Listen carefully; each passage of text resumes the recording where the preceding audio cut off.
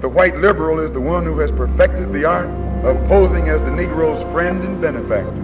In this political football game, the white liberal is able to use the Negro as a pawn or a weapon.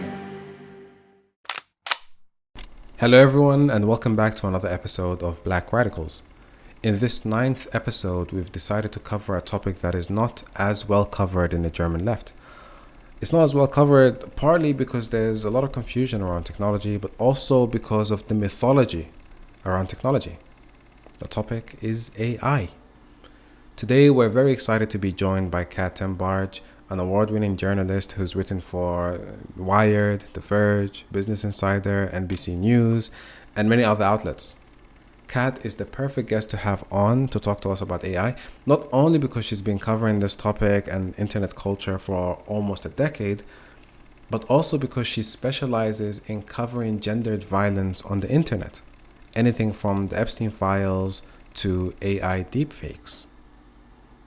AI today has been increasingly used to caricature racialized people as violent, nudify women, and produce dubious information about reality and history that has dangerous consequences.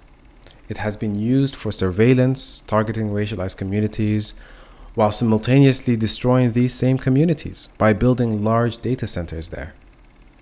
This is not just limited to America. There are now plans to build large data centers across the world. Here in Germany and in Europe more generally, business and government has been ensnared by the myth of AI, meaning more investments into these technologies. Well, this means that us, on the anti-racist left in Germany, we need to be more literate about this kind of stuff. And I hope this conversation goes some way in demystifying the technology of AI. I certainly have learned a lot from this conversation. I hope you do as well.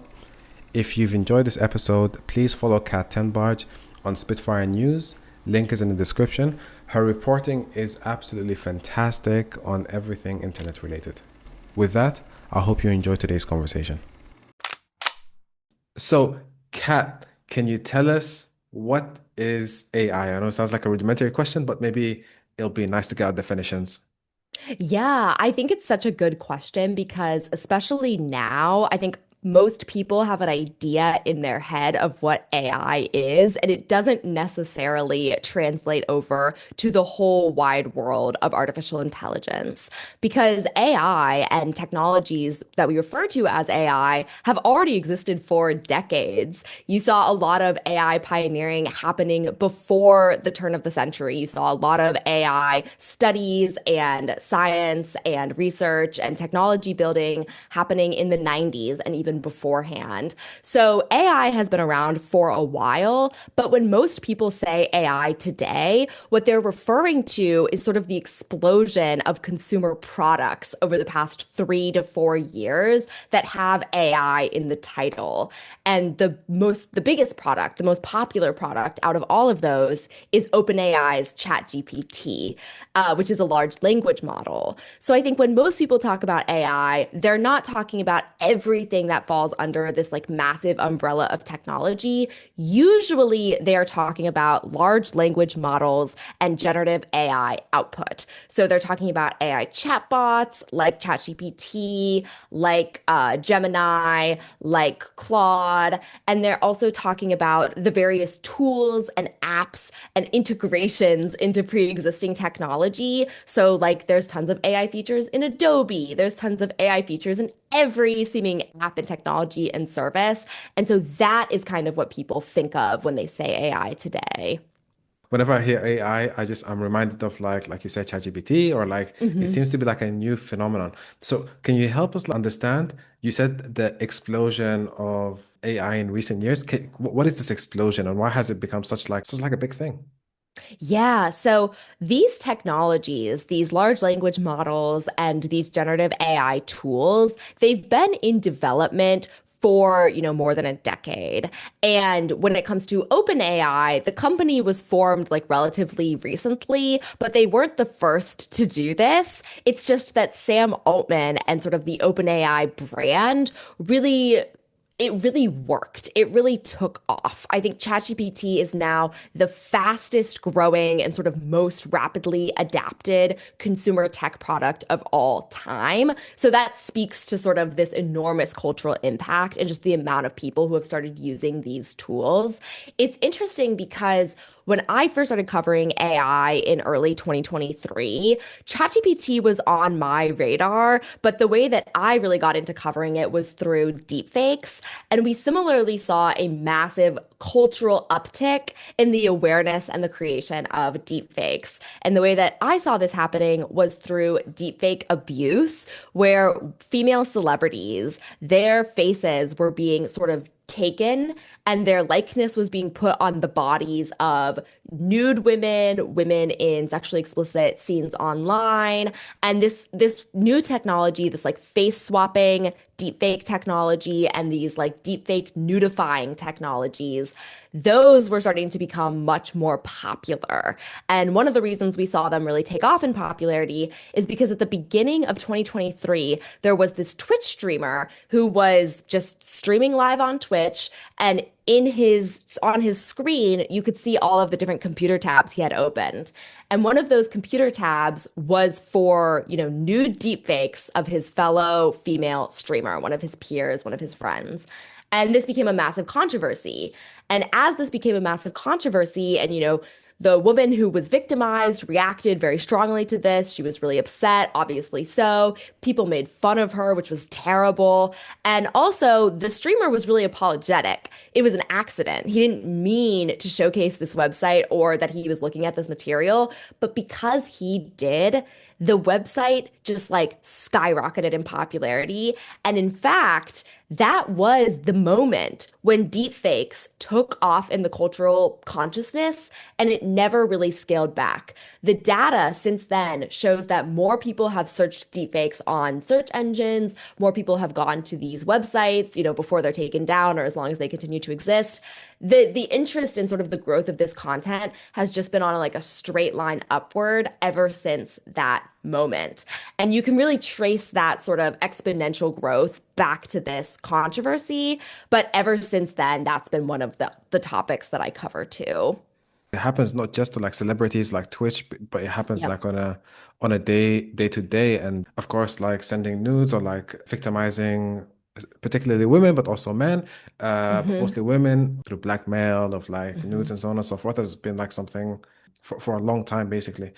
With the complication of AI, this adds like a further layer of, well, you don't need to get someone's consent. You don't even need to get you can just have a circulating picture on Facebook or something and you can just use it. Can you tell us like what this means and like how, I mean, Hmm. this sounds quite crazy. Yes, yes. No, once I started reporting on this, I really struggled with the implications of this technology and how it was being used and abused because to your point, we basically now live in a reality where anyone can be victimized by this at any time, and there's very little that any of us can do. The earliest examples of this happening, of deepfake abuse happening, were oftentimes in computer science programs. So there's a documentary, I believe it came out in 2021. It might have been a little earlier. It was called Another Body. And this documentary followed one of these early deepfake victims, and the perpetrator was one of her male computer science classmates.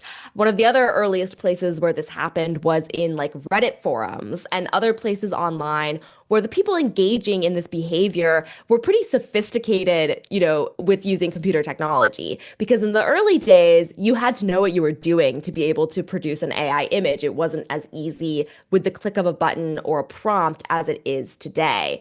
As the technology got better, as it got easier to use, this was one of my biggest fears. And it was the biggest fear of anyone in this space who was following this phenomenon because we all saw the potential of what would happen.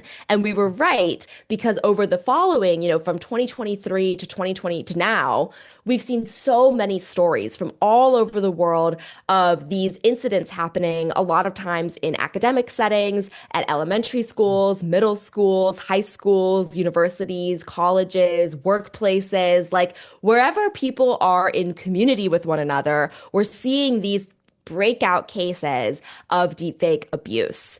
And it is gendered. It does affect a majority of the people affected are women and girls. But I've also, I've worked with victims who are men and boys. Back in 2024, I believe, I covered a story. It was either 2024 or 2025. I covered this story at NBC News where on X, which is a platform where a lot of this stuff ends up going viral, there were these viral fake nude videos of the actor Jacob Elordi. And this was going super viral. I found hundreds of examples of it being posted with millions of views. And I actually tracked down, this was a face swap video. This was a deep fake. So they took Jacob Elordi's face and they put it on the body of this young man. And I was actually able to track him down and find him. And I spoke to him and he told me and shared his driver's license with me. He was a child at the time when the video was taken. He was a minor. He was an older teenager, but he was still technically a minor.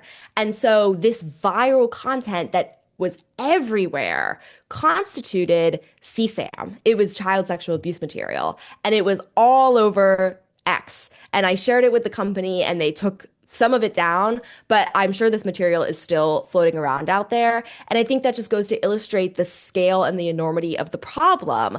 Not only do you have the ability to affect anyone with this, but also there's a viral component to it, which we've seen time and time again across various social media platforms where people aren't necessarily taking this crime seriously. A lot of times people are engaging with it. So you're propelling it and putting it in front of more and more and more people. And it's not just celebrities who are at risk. Everyday people are just as at risk of this. We saw with the Grok incident at the beginning of this year, where people on X en masse started replying to women and girls' photos and saying, at Grok, undress her, or at Grok, put her in a bikini, or whatever they were prompting it with. And so that was like, there were thousands of these images being created every hour, targeting women and girls from all around the world.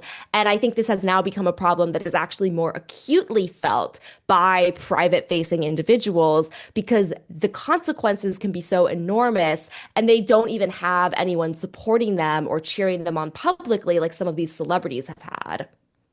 One question that is immediately in my head is, what are the authorities doing to stop? Like, because like the scale of the issue seems to be so huge that it would require, I mean, because technology develops, you need to have like equally sort of counter engineering or like some sort of like Yeah. an equally strong force. And I think here in Germany, there's been like criticisms directed at like the government, which is like has like even more lax laws than the rest of the EU. How do you see governments reacting to this catastrophe? It's a great question. And I think with the Grok incident at the beginning of this year, this was a really interesting way to look at it because it was a global crisis. X is accessible around the world. And the response that we saw from different governments was really interesting. You saw some governments, I can't remember off the top of my head, but I know Indonesia was one of the governments that threatened to cut off the entire country's access to X if they did not Wow. stop this from happening. You saw Indonesia take a really strong stance against it. You saw the UK start to investigate it. You saw a number of countries around the world sort of reach out to X, issue legal letters, threaten to cut off their country's access, taking all of these steps. And as a result of that, X did roll back some of these changes. They did not stop the problem entirely. And in some ways, like their response was heavily criticized. It didn't stop the proliferation of these images on their platform. But they did respond, I think, thanks to that international pressure. It just wasn't enough. And I think that a lot of countries and governments are unwilling to do what it would actually take to address this problem in its entirety. And there are a few structural reasons for that. One of the structural issues is that the industry is so rich and powerful that a lot of governments don't feel like they have the power to regulate them. And I think part of the issue there is that technology is also global. So the laws that we have in the United States, which I have a lot of issues with, they aren't enough to govern technology companies or people operating out of other countries. With deepfakes, we see that this is a global issue. This is a true global crisis because not only is it affecting people around the world, but also, one of the stories I did was I looked at notification apps that were hosted on the App Store. They're not even supposed to be there. Like that it blatantly violates all of Apple's guidelines, but they were still there. And in fact, they were advertising, which means that they were actually like Meta was making money off of this and Apple was making money off of this. And they still are to this day. But when you look at where those apps are coming from, you see that the developers are stationed all over the world. I've seen deepfake apps that were made in China, deepfake apps that were made in Ukraine, deepfake apps that were made in Croatia. Like it is truly a global issue. And so it would take a kind of global unity that we've never really seen before to combat this issue. But that's what deepfake advocates and people who have been fighting against this technology have been saying from the beginning is that it would be a true global multinational effort to combat this. And in the meantime, the laws that are getting passed are much more reactive than they are proactive. So in the United States, for example, a lot of our laws to combat any type of sexual violence are basically like after it happens to you, you now have a right to sue the perpetrator, or the government now has the right to prosecute the perpetrator. But those laws can only do so much if they're not enforced and if people can't really use them. So, like some of the systemic issues in the United States that victims are facing are one, local police officers and government officials are not necessarily going to be willing to bring these cases. A lot of times, victims go to the police and they don't even care. And then on a civil legal level in the United States, victims have the right to sue. They could sue their perpetrators, but that is such a costly process. It's so time intensive. The vast majority of victims don't have the resources to do it. And jurisdictionally, you have to track down and unmask whoever is posting this stuff online. And that is an enormous, costly, prohibitive legal operation in itself. I've even spoken to celebrities and their legal teams, people who have enormous resources to combat this, and they have struggled and been unable to unmask even one perpetrator in some cases. So it is such a difficult problem to address. And I think one of the biggest issues here is that it feels like it, and it doesn't just feel like, we know this to be true. The AI industry was unconcerned with this problem, like utterly unconcerned with this problem. They built the technology that allowed it to happen, and they didn't even pretend to institute safeguards for most of these technologies. Elon Musk even encourages people to use the bikini feature. When the bikini trend broke out, Elon Musk was laughing about it. He was mocking it and he was participating in it. So with those types of people leading the AI industry, it is so clear why this problem is only getting worse. To relate it to, like, for example, us here in Germany, the first thing that you Hmm. said, the difficulty of it is that it's such a windfall. It's so like enriching the AI. This I don't know, people call it bubble. I agree with, but let's say the AI technology itself, and you see sort of Europe investing so much to get it here, like to like develop their own AI technologies and stuff like that. So Hmm. like combating it at like a structural level seems to be a little bit economically counterintuitive at this moment for them. And that's beyond everything else and the legal procedures and so on and so forth. I want to pick up on one of the last things that you said, even though everything that you said is so interesting.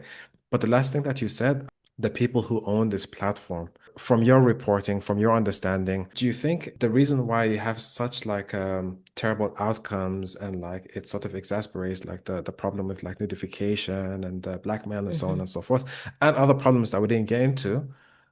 Is it because the people on the top are bad necessarily, or do you think it's something that is structural to Hmm. AI generally? That is a great question. And I think the answer is both. I think that the incentives of the companies and the people leading the companies and the people developing the technology and the people who are most likely to use the technology all come into play here. Because within this tech space, we have seen these structures of bias and bigotry for at this point, decades. We have seen the origin stories of tech CEOs in the US, like Mark Zuckerberg, like Jeff Bezos, like Elon Musk. They have done terrible things to people in their personal lives. And that translates into the technology that they produce and the way that they lead their companies and the impacts that their companies have had on the world, and also the politicians who they align with and the ideologies that they espouse. We've seen all of that happen. And that, I think, plays a massive role here.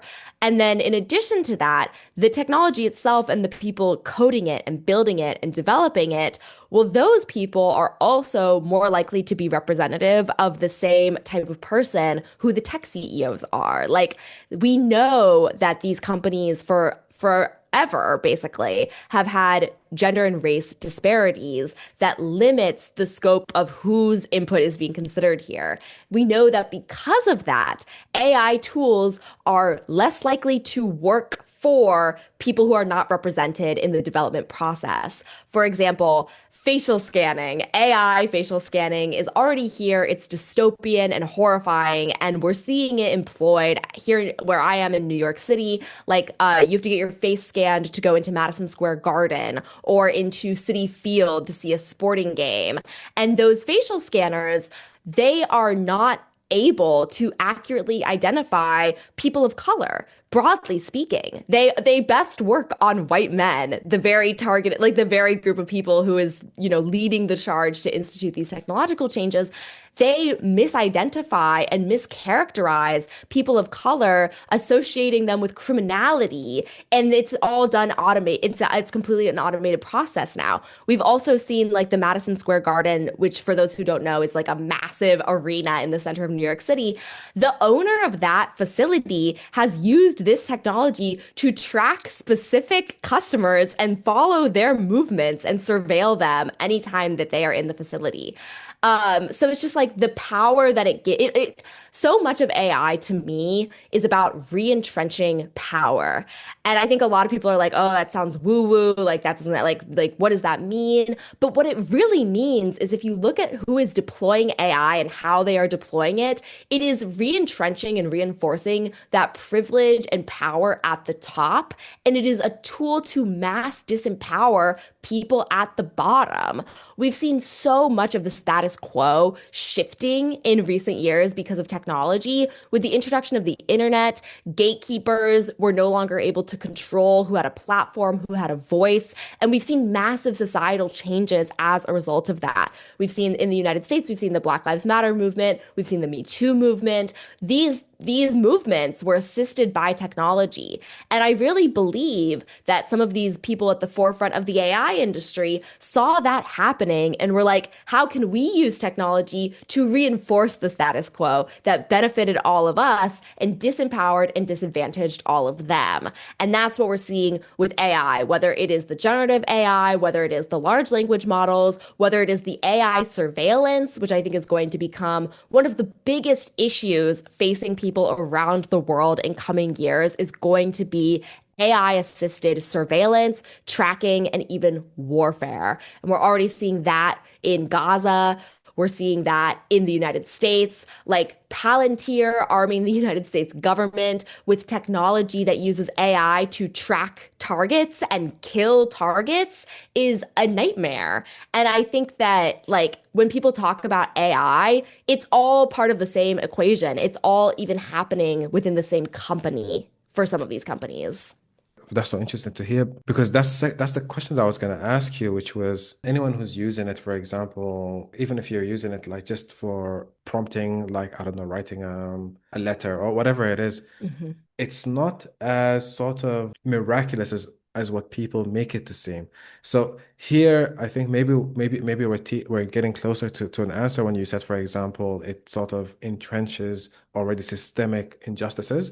Can you tell us what is the myth of AI? Why does it seem so Mhm. attractive, and why is it like there's so much advertising around it? I mean, like Yes. this, even here in Europe, for example, I can't tell you how much like PhD positions and like scholarships and like fellowships are offered to people who are doing like this kind of research. So can you tell us what the hype is? What is this coming from? Yes. Yes. So the AI hype is the mythology that powers this industry and allows it to have these billion dollar net worths. It's not because of the value that the technology actually provides. It's because of the myth that individuals like Sam Altman have been selling. And when OpenAI started to take off and when ChatGPT was first released to the public, something that I caught notice of is that there were all of these news articles about Sam Altman positioning him as this genius figure who could almost predict the future. And in those articles, you would see that what he had been doing was actually going around the world and talking to powerful, rich, wealthy people around the world. And what he was telling them and what the AI industry is selling is two things. It's like they're selling this ultra utopian vision of the technology, and simultaneously, they're selling this ultimate dystopian future of the technology. There's like carrot and stick happening here. The carrot, which is what you will see in like Super Bowl commercials in the US for AI companies, is this false promise that AI will do your job for you. The myth of AI is that this economic promise that it's going to revolutionize the economy and make it so that most labor does not need to be performed by humans, that it can all be performed by these autonomous AI agents. And the fantasy that they're selling to people is like, you'll still have your job, but the AI will do all of your work for you, so you can just do whatever you want. And then the reality that we're already starting to see is that companies are hearing that and they're laying people off en masse, or they're using their existing workforce to try to train AI to eventually lay those people off. And we'll get back to that. But the stick part of this mythology that you also hear is the AI sort of prophets will also tell you that AI has the potential to destroy the world. And at least in the United States, where rhetorically our country is very aligned with like Western nations and very opposed to China in particular. Like in the United States, there's constant fear mongering about how China and the US are in this AI battle. And if China wins, they will possess the tools to destroy America, which is why we also need to invest in AI. And this is the line that they sell to Congress to say, like, you can't regulate us. You can't regulate us because if you regulate us, you're going to stop progress and then China's going to win. So they're urging people to use AI so that we don't enter this dystopian future. And then they're also claiming that AI is going to result in this perfect world where humans don't have to work anymore. And the actual reality, if you cut away all of that, is that the AI technology that exists today, I would say I think it shows a lot of potential. But when we talk about that, like what do we actually mean? Because if AI is replacing our jobs, that's not a utopian vision of the future. That's a horrifying vision of the future where the vast majority of people have no way to have any sort of capital or any sort of power whatsoever. It's like a techno feudalist version of the future where the guys at the top of the AI companies are the new rulers of humanity. And I think if people really sat with that, they would realize we don't want that future. But I'm skeptical that we would actually get there because from what I've seen, the technology does not actually have the ability to do all of our jobs. The technology, in my opinion, is not as great as people are making it out to be. I think if you look at ChatGPT, for example, and you look at what OpenAI has said itself, they've admitted that the technology is never going to perfectly be able to answer questions, that it will always statistically, probabilistically tell you things that are not true. It's just going to make stuff up, essentially. And so, keeping that in mind, it's like you can't replace anyone's job with an AI and expect that job to be done well. It all feels very late stage capitalist, like inventing these mythologies and destroying the remaining power of like the lower economic class. I mean, it sounds like AI is like such a futurist thing, like everything, like it's going to replace jobs, but it's going to replace it in the future. It's going to get better, Yeah. like the AGI, but it's going to happen in the future. It's like there's all these like sort of like what you said, right? Like these myths and so on and so forth. Mm, I wanted to maybe step back a little bit just for us to understand it in our German context. So we're in Baden-Württemberg, which is a state in southwest Germany. Um, and the state is deliberating whether or not to bring, or I don't know if it's deliberating or is in negotiations, but to bring Palantir. You mentioned Palantir Mm. earlier on. Can you tell us a little bit about this company and the dangers of it and what should we expect?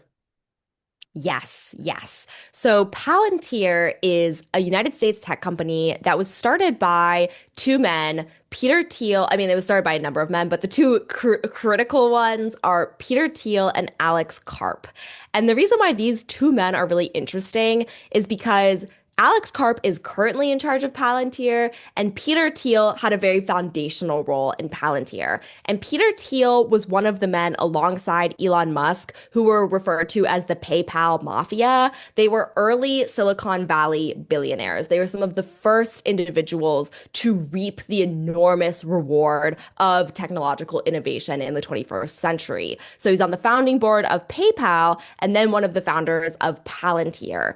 And what Palantir is it is a company that creates surveillance technology. It works with the United States military, it works with the Israeli government and military, it works with police across the country and across increasingly around the world, and it has become an AI first company where the surveillance tools are powered by artificial intelligence. Alex Karp is the current leader, and more recently he's been on this sort of like press tour that's very frightening, where he's talking about how like democracy has like failed in certain respects, and Peter Thiel simultaneously they're espousing that techno feudalist vision of like we're going to lead our own mini sort of countries with the power that we're creating.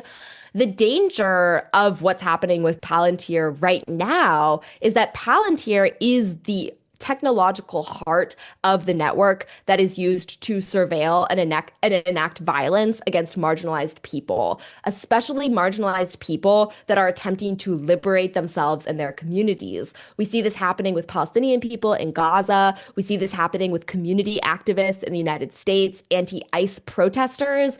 Palantir also supplies the technology that allows ICE in the United States to track, surveil, and ultimately detain immigrants. So the technology already at scale is powering some of the most severe human rights crises around the globe. And it's also a very powerful, very wealthy company. I think something really stark that just happened a couple of weeks ago is Palantir held like a company event for their staff where they had Justin Bieber, who had just headlined Coachella in the US. He came and privately performed for them because they have so much wealth as a company that they can afford to bring in. Like it reminds me of how dictators in some countries around the world will pay American entertainers to do private performances for them.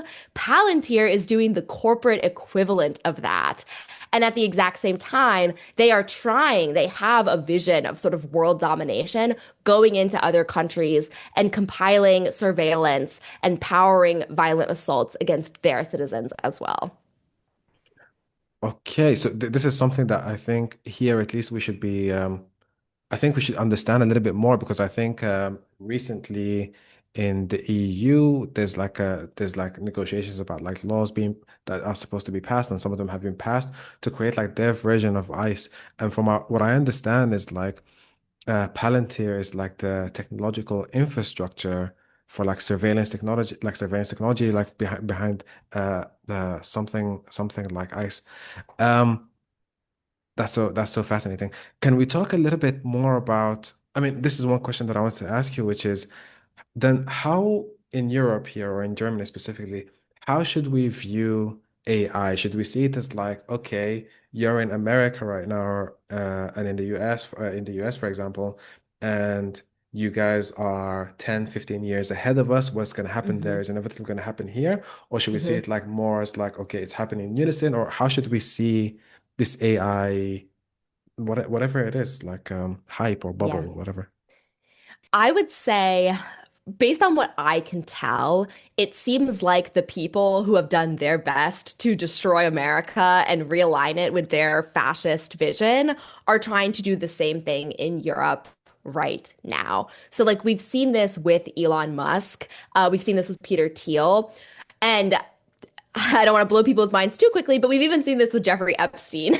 With the Mm. release of the Jeffrey Epstein files in the United States, we now have information that shows like Jeffrey Epstein, the deceased sex trafficker, is the person who introduced Peter Thiel to Israel's prime minister. And now Israel uses Palantir's technology to commit genocide. So these really powerful men who have these multinational global connections, this plan has been in motion for a while now. This is really like the behind the scenes of these horrible, horrific centers of power in the 21st century.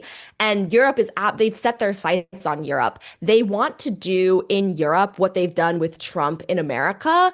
And the rhetoric is even the same. And like the people who are, appearing on screen at these far right rallies, Elon Musk, Peter Thiel, like it's literally all of the same people using all of the same tactics. Now, I don't necessarily think it's going to work or look the exact same in European countries as it has worked and looked in the United States.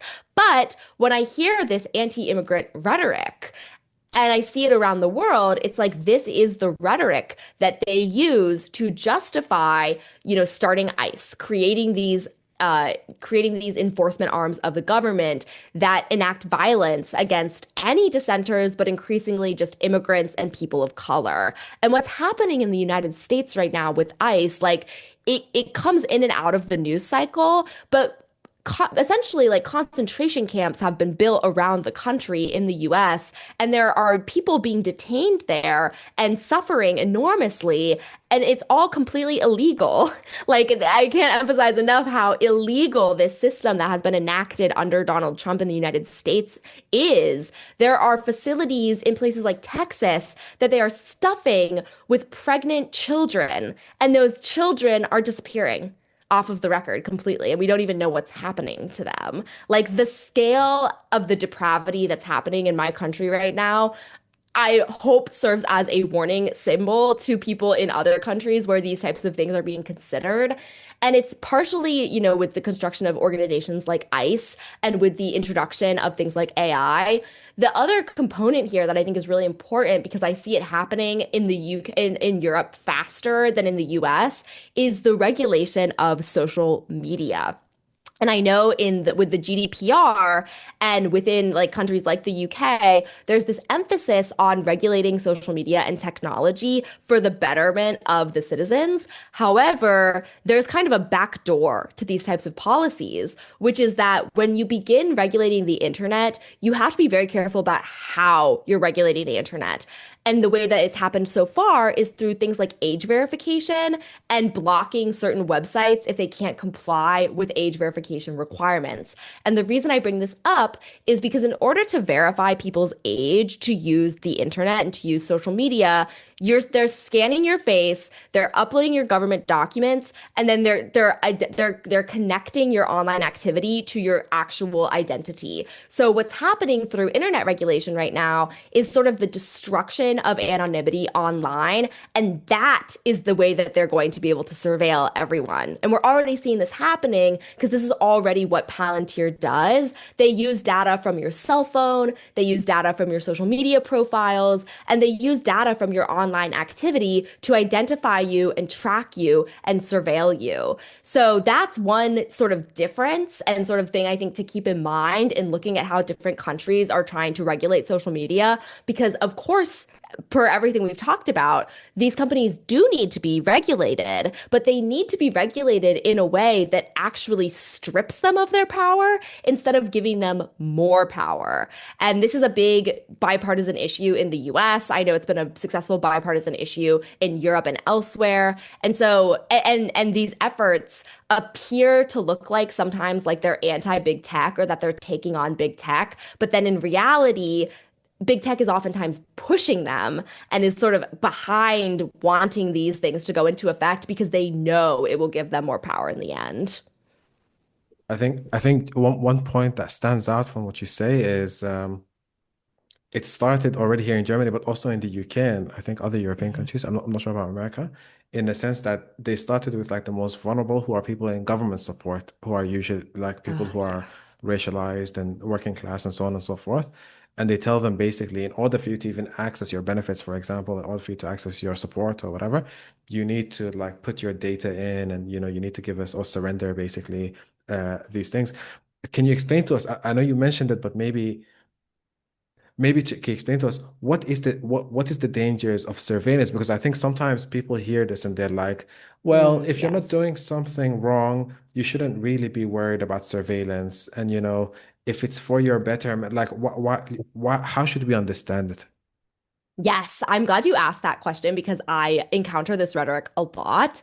And what people need to understand is that our idea of doing something wrong is very different from the authoritarian far right leaders who are in charge. So, like, for example, if you look at Donald Trump and you look at Project 2025 and you look at the Trump administration, they are working to classify all LGBTQ people as essentially illegal and as a crime that can then be tracked and punished. And we're already seeing this happen, particularly with the trans community in the United States, in various red states around the country. These horrific discriminatory laws have already gone into effect in I can't remember if it was Kansas or Iowa. I think it was Kansas in the United States, this state of Kansas. Overnight, trans people's driver's licenses were revoked and they had to drive to the DMV to get a new one, which meant that they had to commit a crime in order to go pick up new identification. And so they're not doing anything wrong, but the government overnight has criminalized them, and they do it in increasingly sneaky ways. And so at the exact same time, they're trying to another ongoing thing that's happening in the US related to trans people. In Project 2025, they spell out that they want to outlaw all pornography and like sexually explicit conduct on the internet. And then they want to include trans people in the category of what is defined as sexually explicit. So there are attempts to criminalize minority groups that are already ongoing and are already very successful. And when you look at it that way, you start to think, oh, they could criminalize me for not supporting Trump. They could criminalize me for speaking out against ICE. Like I could be criminalized just for being a part of a minority group. And so when people say like, I don't mind if I'm surveilled, I haven't done anything wrong, you might not have done anything wrong today, but if someone else gets elected in your country, they could consider you to be a criminal. They could consider your loved ones to be criminals. And once you're criminalized, you now in the United States, you have no, like once you're criminalized, you no longer, if you're found guilty of, a felony, you no longer have the right to vote. You can now be subjected to, essentially like conditions of slavery in prison. Like people don't grasp, I think, how insidious our legal frameworks are. And that's true in the United States, but it's also true in a lot of European countries. And I think it's going to become increasingly true as far-right politicians around the world are modeling what they want to do after the Trump administration. So you should care about surveillance. And also, like, even if you're not doing anything wrong, I think people need to think about like, do you want the government to see what you've texted everyone in your contacts? Do you want the government to be able to see everything you've ever done online? A lot of people, I think, people have already been in situations where their cell phone data has been used to expose very unflattering or just embarrassing or just private things that they've done. A lot of people send nude photos to their loved ones. Do you want the government to have access to those nude photos? A lot of people use pornographic websites. Do you want the government to have access to every single, sexually explicit video you've ever elected to watch? These are the types of things that people need to consider when it comes to surveillance, because even if you feel like you are perfect and you have nothing to fear, your loved ones do. Like your friends and family do. You know someone who will be threatened by these far right administrations. And it's a bad norm to establish. I think one of the unfortunate things that's happened over the past 20 or so years is we've normalized the idea that governments are tracking us. Here in the US, with Edward Snowden and with Chelsea Manning, we had these big disclosures in sort of like the early aughts in the 2010s related to how the government was tracking us and using our data. And people were really shocked and upset, but then it became normalized. And today I commonly see the sentiment online. I see the sentiment among young people a lot that's like, well, they already have all of my data. So why do I care if they have more of my data? Like, this is very low on my list of priorities. And I think people fail to grasp, like, people fail to look at the situations that the most marginalized people are already experiencing and realize that they could be next. And I do, like, a lot of times, I think in American media, we love to invoke the Holocaust. We love to compare things to the Holocaust and to what Hitler was able to accomplish. But it is true. It is very apt in these cases. I think if people need that historical parallel, it's extremely relevant to what happened under the Nazi regime. I mean, this last point, it really resonates, I think, here especially, but also like you said, for example, if you're surveilled or if you have the data about you, you don't necessarily need to, as we can see, like from the Holocaust and from other examples in history, for example, in America as well, the caricature of the Negro or like the Mhm. symbols of like a Negro criminality or whatever. Um, for example, like you don't need to do something wrong, and especially if AI is generating sort of depictions of what, I don't know, a Muslim person in Europe might be like this sexual predator or whatever, or like a black person in America might be like Mhm. sexual predator, or like whatever have you. You don't necessarily, like you said from the last example, it's like you don't need to do something wrong. Essentially, you just need to, as soon as you have a marker and these symbols are generated and they're in the ether and stuff like that, it can easily, criminalization can easily be something that's done. I wanted to ask you finally, and maybe this is like a broad topic, but you kept on mentioning the word techno-feudalism, techno-feudalism, Mhm. and Yes. I think we talked a little bit about it before, but can you tell us what that is and maybe link it to like the epochal moment that we're in today? Yes, yes, absolutely. So techno-feudalism is basically just a modernized version of the feudalistic society where you had kings and you had landowners who were very wealthy, and then everyone who lived in that surrounding community relied on that person who had ownership over all of those communal resources. So this was back when serfdom was the model of like it occurs hundreds of years ago, like the structures that existed in those time periods. What that would look like today is that instead of living under democracies where we elect representatives to lead us, we would no longer have that choice. And this is the vision that Peter Thiel has in mind for us. These techno capitalists, these individuals like Thiel, Musk, Bezos, and all the others who have amassed billions, if not trillions of dollars of resources, in a way, like we're not all the way there yet. We are not currently living under techno feudalism, but we are getting there because already Elon Musk controls such an enormous amount of the world's resources to the point where he no longer can be held accountable by basically any government system. And in theory, Elon Musk is constantly involved in lawsuits. So in theory, some of these legal matters could usurp his power, but we haven't seen it happen yet. He's in lawsuits all the time, and he has the resources that it doesn't actually affect his standing in any way. Currently, with the current administration in the United States, they're not even going to try holding Elon Musk accountable for all of the illegal things he's done since Trump has been back in office because that's why like he and Trump are working together. They're allies. And if a Democrat were in office, and even if a Democrat was in office, that doesn't mean they're going to prosecute Elon Musk. But even if someone who wanted to prosecute Elon Musk was in office, it raises the question, like these men no longer seem to be able to be held accountable by our systems, which means that in effect, they have more power than our elected officials. So we're already getting to the point, like the steps are already sort of happening where we could get to a techno feudalist vision of the world. And nobody wants that.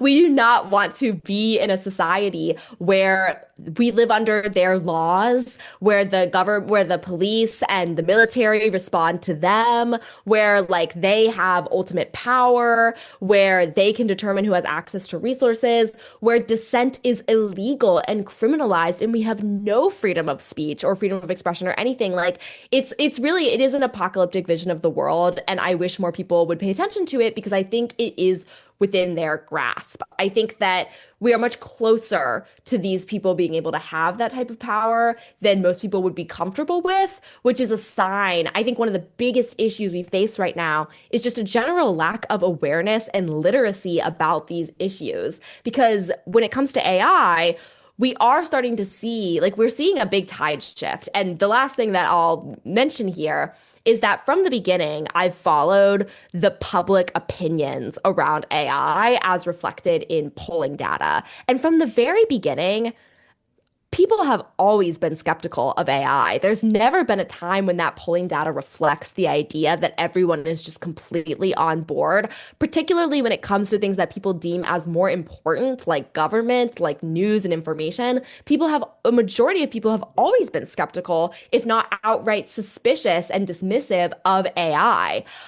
But I think people in some cases might be missing the forest for the trees. Like you see a lot of people respond to AI and be like, AI is taking up all of our water. And while I am on board with like, there are huge environmental consequences to AI. That's not something to not care about, but it kind of obscures the larger issue here. Like AI is not the only industry that uses as much water as it does. You know, factory farming has a much more consequential environmental impact on the earth. But one of the bigger problems with AI that I would love to see more people focus on is the surveillance component, is sort of the capitalist, techno-feudalist vision of the world component, because these guys do have their sights set on world domination. And when I look at what Elon Musk has been able to do in just the past 3 years, it genuinely is very frightening to me. We saw Elon Musk take over and weaponize one of the largest mass communications platforms on the planet. We've seen Elon Musk, Starlink now controls internet access for a huge portion of the world. And I think one of the worst things that Elon Musk has done in recent years is the dismantling of US aid, which will lead to millions of deaths in the global south that would cost American taxpayers almost nothing to prevent. So we're already seeing a lot of mass death and destruction as a result of these techno billionaires. And I think that as a coalition, we need solidarity to oppose their ability to gain even more power. I hope like this interview, like this conversation is like one of the first, like at least an initiative to like create like solidarity between at least us, like across the world, at least us here with people over there, because I think at least from what I see, the critiques coming from the US at least are so much substantial than here. Um, a great example that I read in I think it was Dr. Ro's book Mhm. Insulification to relate it to like techno feudalism is that I think it's either BMW or Mercedes, basically a German auto company now sort of charges you per month to use like a special feature in their lighting Mm, system or something wow. like that. You know, which is it speaks to what you said, right? Which is like it's no longer that you own, it's not property ownership, but rather even like doing things. It's not about ownership. It's like even you need to pay monthly rent to, I don't know, use certain things that you already have like the physical infrastructure for, you know, it's just like paying rent. Yes. Um, yeah, I think what I want to listen to and what I want to finish with, and I think what I want to finish with, and what I think our listeners would greatly appreciate, is if you can tell us where can we find your work and who should we follow and what things we should read. And I'm like whatever you text me, I'm going to put it in the description below and stuff like this. But if you can tell us that, that would be amazing. Yeah, thank you so much. So, my newsletter is spitfirenews.com. I cover AI, I cover issues marginalized people are facing, and a lot of what we talked about today, that's where my coverage is. You can subscribe for free or you can upgrade to read all of my paywalled material as well. So, that's my main place you can find me is at spitfirenews.com. I'm also on Blue Sky and Instagram at Kat Tenbarge. And in terms of people to be reading and following right now, I think if this discussion interested you, an amazing next place to go is the book Empire of AI by Karen Howe. It's an incredible book that goes into all of this and so much more. And I also think one of the best things people can be doing right now is just like keeping up with the news. being an informed news consumer. And in the United States, after Trump won re-election, just like the first time he won the presidency, a lot of the people who I was talking to were so depressed that they wanted to sort of dissociate from the news and so sort of disconnect and kind of just like act like it wasn't happening. And there's a balance here because you can't be focused on this all the time. You do need to make space for processing and relaxation and rest and joy and all of those things. But I do wish that on average, more people were better informed. And that can look like having a local newspaper subscription, or if you don't have a local newspaper, like following local journalists online, like reading a diverse number of sources. The legacy media around the world is really challenged right now, but there are so many independent sort of voices cropping up, citizen journalists around the world and some of the places that are most affected by this, technology, columnists who are doing their own independent thing. So I think becoming better informed and staying informed and on top of the news cycle, it can't be everyone's full-time job, but I think if people put in a little bit more effort, that would also really help us collectively. I'm gonna demand comrades subscribe to your website. Before we go, is there anything else that you want us to that we should know about AI before we go? I think that, I think we've covered so much today. The last thing I'll add is to that point about techno-feudalism and having to pay for things that you already have the physical structure for. And like to really re-emphasize that point that what these billionaires are doing, they are not creating new value. They are extracting more value from us. They are lessening our power by taking more of our money and finding new ways to do that. Sam Altman recently said his vision for the future is that intelligence is sold like a utility. So in the same way that you would pay a gas bill, you would be paying a bill for intelligence. And Sam Altman loves lofty ideas that make no sense whatsoever, but that's a really frightening thing to consider is that they want to charge us to use our own brains. And that to me is just like the most counter-revolutionary thing I've ever heard because the power that we all have is within ourselves. And like our power to use our brain is something that we should value and work on because that's what they ultimately want to take away from us. Oh man, I'm so glad that we had this episode. Hopefully we have you on sometime because this topic is really, really, it's missing from us here on the left, but also it's so, so, so important. We can't talk enough about it. But with that, thank you so much, Kat, for being here. Thank you for coming on and giving us your time. Thank you so much for having me. This was such a great discussion. Lovely.